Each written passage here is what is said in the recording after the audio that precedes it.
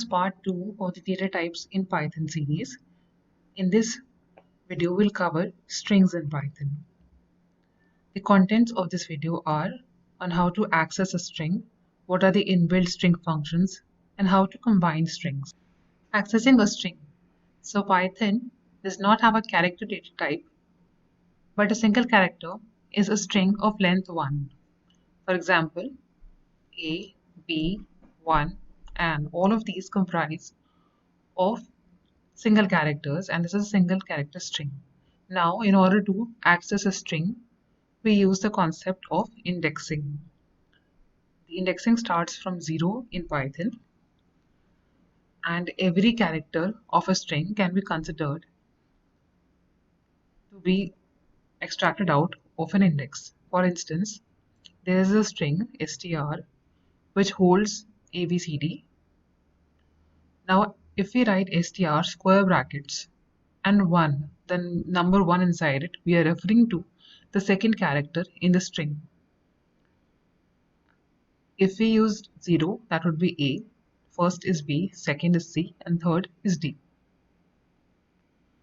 Now slicing means that we can return a range of characters by using the colon operator here. So here we mention the lower limit and this is the upper limit. So we get a range of characters B and C. Now this is the lower limit, so it starts from B, and 3 is a non-inclusive upper limit which ends at D. So D is not included in this. Let's learn more about accessing strings and slicing in this video. This is an example of strings in Python. Now string is anything that is written between double or single quotes in Python. For instance, here I have these two words, Coding Academy, in double quotes. String is the variable here which is storing Coding Academy, and this is the equal to operator wherein we assign Coding Academy to the string variable, and then we print. We can change the string to a single character as well, and it can have single quotes as well. It doesn't make a difference in Python. Strings can also contain any characters, symbols, numbers, and also any special characters like passwords. So all of these constitute a string. They can be a name, they can be a password, they can be a title, they can be anything. Now how to access a string? If I have to access the entire string, I just print this variable. I can have another string, let's say it starts with str1 equals to today. Now let's print str1. So we access this entire string by printing this variable. If you want to access a particular character, then we use the index. For example, the length of the string determines the index. So this is 5 letters. So there are 5 indexes, and indexing starts from 0 in Python. So we go from 0 to 4. So how to access an index? We use square brackets and 0. 0, so 0 will print the first character, that is T. We can access other characters as well, and they will be accessed from left to right. So O is the first character, similarly D is the second character, A is the third character, and Y is fourth character, and so on. If you want to access the string from the opposite end, that is from right to left, so we just use negative numbers, but negative indexing starts from -1. So -1 will be Y and -2 is A.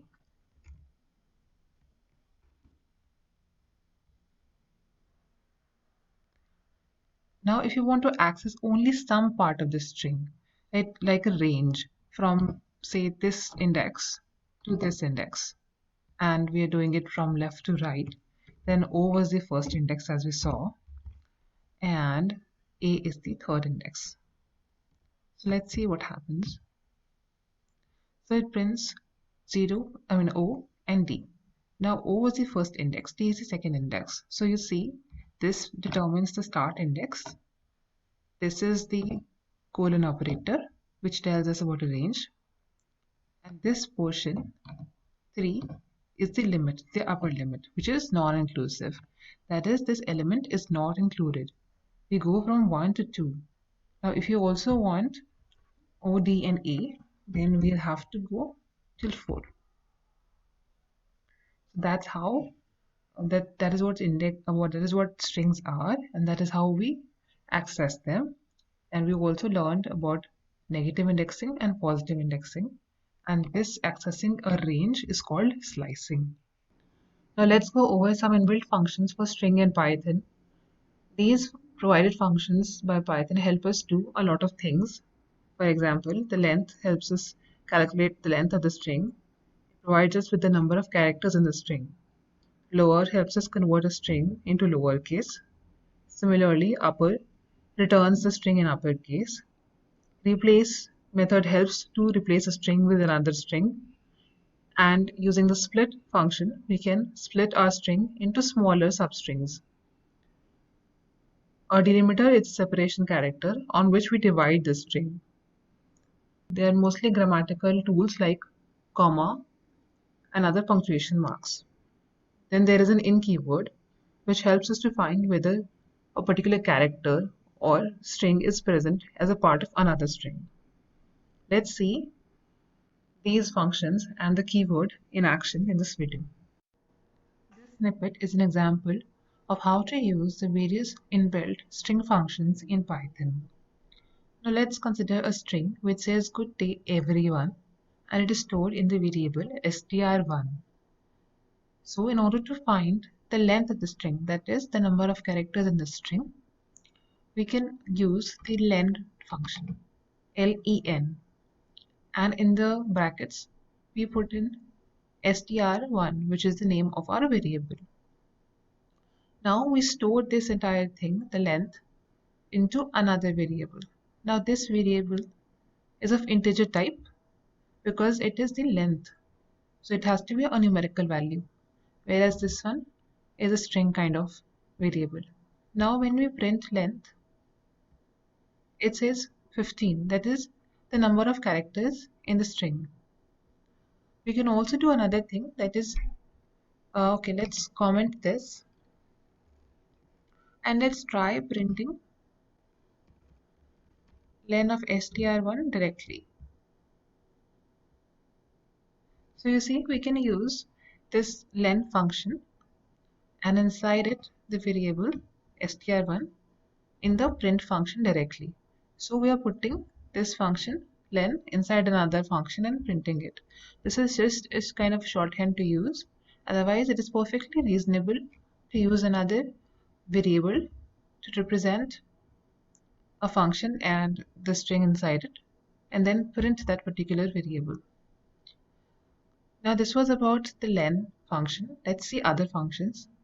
Now there is an upper function which turns the string into uppercase. So all the letters get turned into uppercase. Similarly, we have str.lower function which converts a string into lowercase characters. Now here our string is already in lowercase characters. Let's try converting at least some of the characters into uppercase, and let's see what lowercase does. So even if some characters are uppercase and the others are lowercase, all the characters will be converted to lowercase.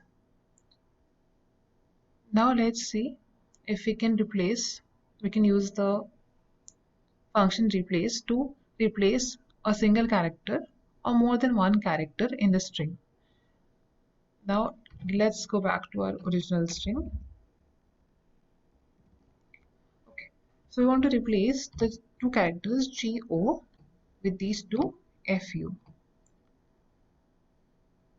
So it says, so in the place of go, this other string is replaced. To replace one single character, we can do it like this because every single character is a string of length 1 in Python. Now, it's the split function.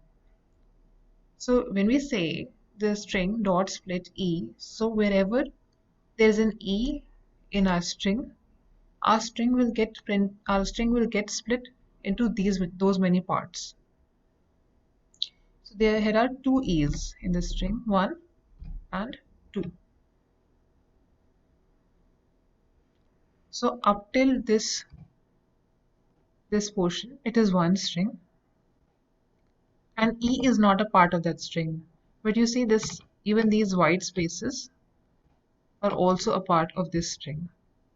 Then from here onward, that portion is another string, and e is not included, and b is another string. So it got so this one string got split into four, no, into three parts. So that's how split is used.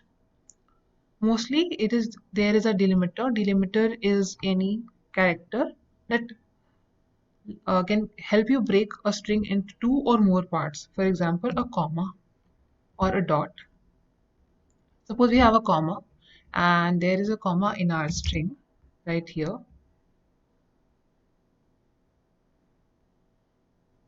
Let's see what happens with the split. Okay, so you see there's good day and everyone. So our string got split into two parts.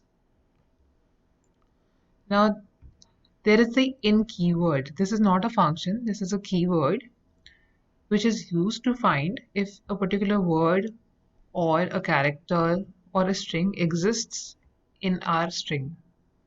Now we want to check if the word good exists in this string or not. So it will give you answer true or false. Now if we have some other string like CD, that turns out to be false because CD is not present in our original string.